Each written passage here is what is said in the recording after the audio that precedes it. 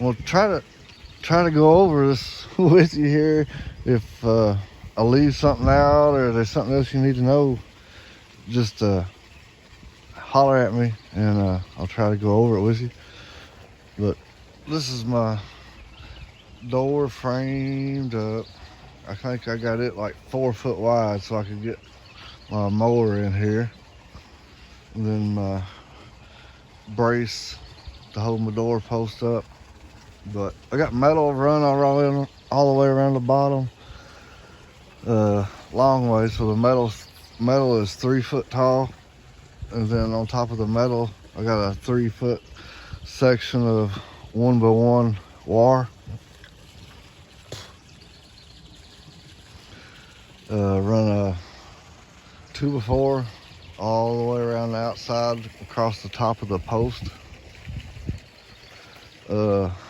My posts, most of them is 7 foot apart, and the reason I went 7 foot was because when I got my metal, they cut it in 21 foot lengths and delivered it to me, so that worked out pretty good.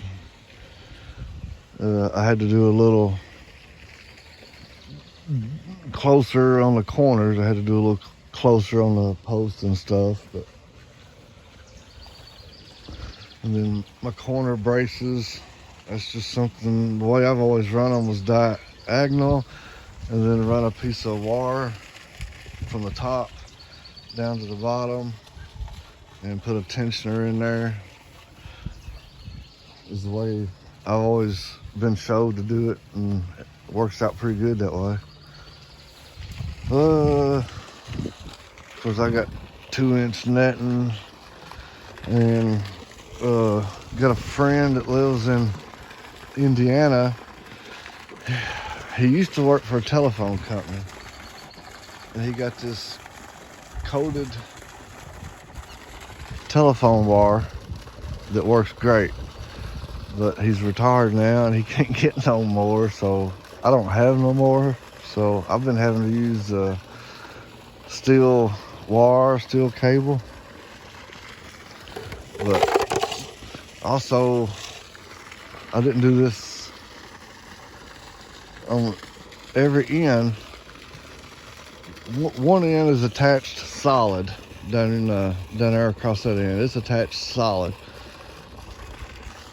I just drilled a hole through my post and ran that cable around and over the top of the 2x4s. And then it's got a clamp that holds it here. And I got these big, I don't know if you call them car hood springs or what they are, big springs. And then my tensioner. And you tighten your tensioner up for your cable, to pull your cables tighter. And then that's, of course, that spring keeps it tight with tension on it too. And then I just slide that piece of pipe over it. Kind of keeps the ducks from hitting it if anyone wants to fly around. My inside braces, I know a lot of people put braces on the outside of their fence, but I didn't want the outside to look kind of funky, I guess you'd say, so I put my braces where I have a cable running through the post with pressure on it. I put a pole brace on it, and I dug these here. I dug them down about 1.5 foot, 2 foot deep, and buried a post and concreted it and let it set up. And then I used these landscape timbers for a brace, and I put a screw. Put a big long wood screw through both ends to hold it.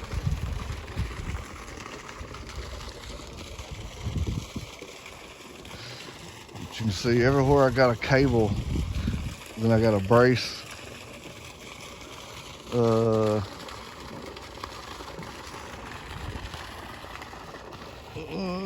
Let's see, on top of the post, I use 4x4 posts. If you don't get a lot of snow in your area, 4x4s usually do pretty good. And then it's on top of the post. I think mine is 8.5 foot, 9 foot tall. On top of the post, I just used a big fence steeple, drove it down, and then run my cables through it, and then drive it on down. Don't drive it down tight, but just drive it down so that the cables will still have room that they can move a little if they need to. And then put a frisbee on top of all that before I put the net on it. And I just got a roofing screw or a roofing nail down through the center of the frisbee. And the frisbees, whenever the wind blows or whatever that moves the net, the frisbee just lets the net slide right over top so it don't hang on anything. The only downfall about that is every couple, 3 years, you got to replace the frisbees because the sun deteriorates them and they start busting and cracking. So I don't know if maybe there would be a better solution to that or not. But I usually just replace them. I get the frisbees at Walmart for like $1 a piece.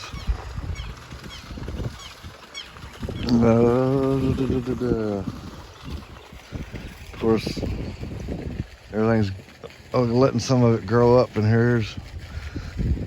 For some of the ground nesters, I got a cinnamon teal sitting over there, and then my items laying on down below her in the grass. So I need to come in here and mow, and we need a little. My lot is 100 foot by 100 foot, and I got 1, 2, 3, 4. I think I got 4. So I got a post every 20 foot on the inside. 20, 40, 60, 80, and then 20, 40, 60, 80 that way too. So I got like 4 posts, and then 20 foot 4 posts, 20 foot 4 posts, and so on.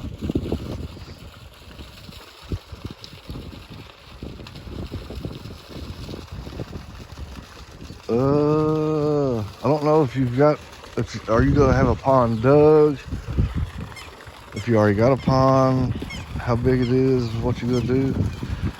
The one thing I wish I'd have done that I didn't do is where my pond is 40 by 50. I wasn't thinking at the time, and that's why I added that post right there. That's a 6 by 6 pole at the end of my dock. But after he dug my pond, I come out here and put them 2 posts in for the dock to hold my dock up and cemented them in the ground. Well, after the pond filled up and the first winter we went through, we didn't have a lot of snow, but we had a little, and over the center of the pond, the net started swagging a little, and that's when it hit me that I should have had at least 1 or 2 center posts in the center of the pond. After he dug it, I could have planted them, but it was done too late. So that's why I stuck 1 at the end of the dock to help give a little more support. That's about the only thing I'd have really done different.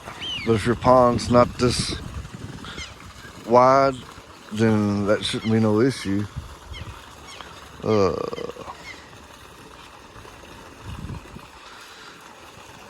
And like I said, my pond's all natural. It was 7 foot deep. I'm sure it's filled in a little, but we just used them big rocks, some zeros, and got them a line laid around the sides of the bank to keep the bank from washing in and the ducks from dabbling it. I don't have no liner in it or nothing like that.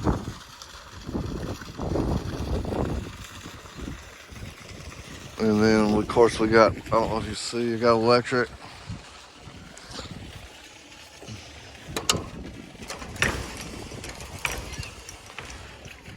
Why is this locked?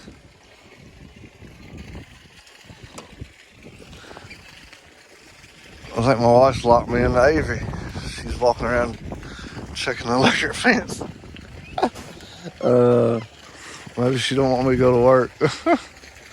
But I got insulators run all the way around. I got electric run all the way across the top, all the way around. And then, oh my goodness, the wind's blowing. And we got electric run around the outside too, around the bottom. Oh, and on the inside I put rock.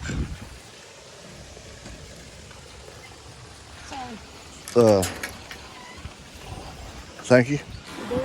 Yeah, we got electric run all the way around the outside.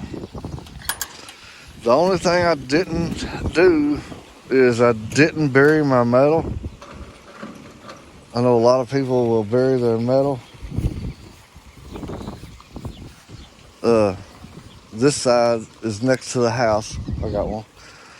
I didn't do it right here on this side because it's next to the house. I'll show you. I think I got it all covered up.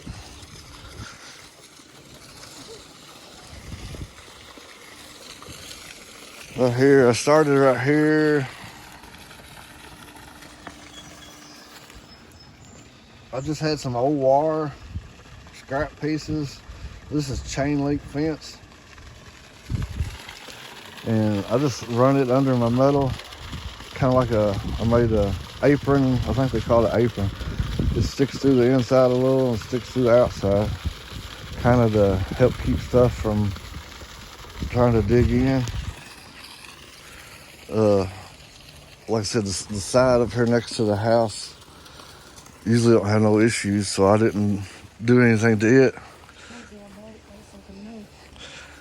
But all this on the lower side,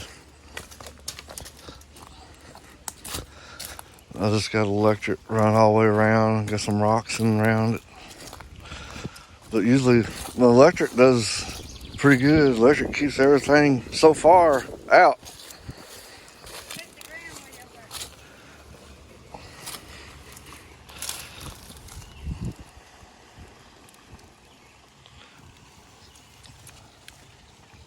Oh yeah, and another thing too, where the metal and the wire joins, some of the wire had where you stretch it, and sometimes it'll get a little bow in it or something. And some people might have different ways of doing it, but I didn't want this to be gapped open, so we just took a small drill bit and drilled a hole, and then run a piece of wire around through there and tied it.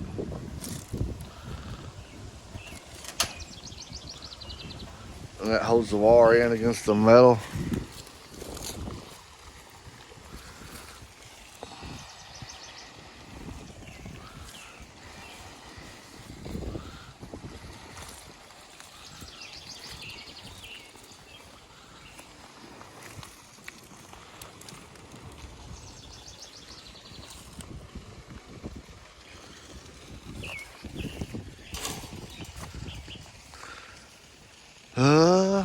That's about all I can think of.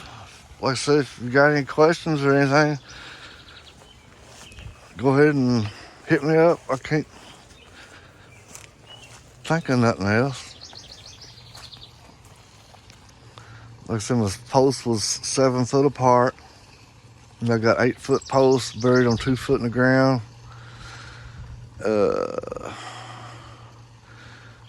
Every one of my posts is cemented. And I got braces on the post that has the cables with the tension on them.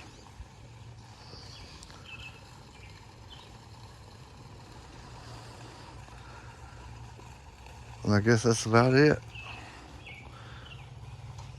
Hopefully this will help you out a little bit, man. Thanks.